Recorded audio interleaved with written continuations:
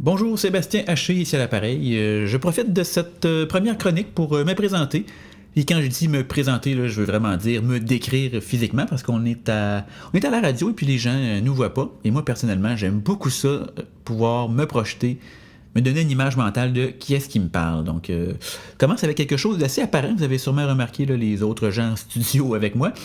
Je suis plutôt mince dans la vie, plutôt mince. Je dirais même maigre.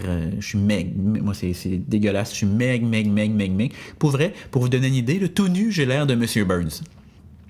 J'ai pas de fesses non plus, j'ai pas de. Ça vient avec, j'imagine, là, j'ai pas de fesses. Donc, pour moi, être assis confortablement, c'est une légende. J'ai jamais vécu ça. Donc, pour vrai, j'ai pas de fesses. J'ai pas de fesses. Moi, j'ai juste deux cuisses qui remontent, qui remontent, qui remontent, qui remontent, qui remontent, qui remontent, pouf, ça s'attache à mon dos. Et voilà. Non, et non, tout le monde a probablement remarqué déjà à la maison, là, j'ai pas une voix particulièrement grave et virile, là, je suis pas si pire que ça, mais j'aimerais ça, moi, avoir une grosse voix grave. Surtout, là, en ce moment, à la radio, j'aimerais ça avoir une grosse voix grave. En fait, j'aimerais ça avoir la voix du gars dans les annonces de Volkswagen.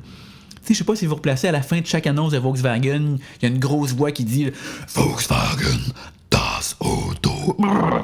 Ce gars-là, il est viril. Ce gars-là, il a tellement une grosse voix, je suis sûr qu'il y a 3 testicules. Tu sais. Non, il n'y en a pas 3. Il y a une grappe. Hein? Alors que c'est pas tout à fait mon cas. Vous pouvez voir, j'en ai un nombre normal. Et vous comprenez rapidement là, avec ma description que j'ai évidemment un casting de bagarreur. Hein? Non, évidemment, je me suis jamais battu. Non, c'est pas vrai. Je me suis battu une fois. Non, c'est pas vrai. Je me suis fait battre une fois. OK. Hein? Et à ma défense, je dirais, elle m'avait pris par surprise.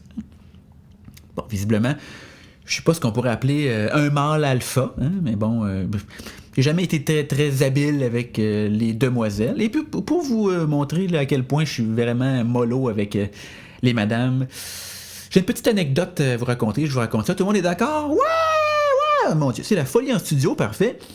Donc, j'étais sur une terrasse. Donc, tout le monde comprend que c'est pas une histoire qui est récente. Hein?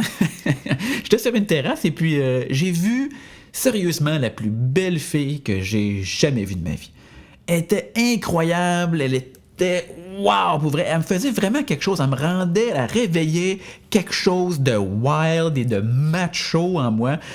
Je te dis, j'étais assis dans mon coin, je la regardais puis je me disais, je te dis que être célibataire, je resterais assis ici puis j'irais pas plus y parler. Yes! Et oui, vous avez compris à ma subtile référence de voilà un instant que je ne suis pas célibataire. Hein, et oui, je suis un homme marié. Et oui.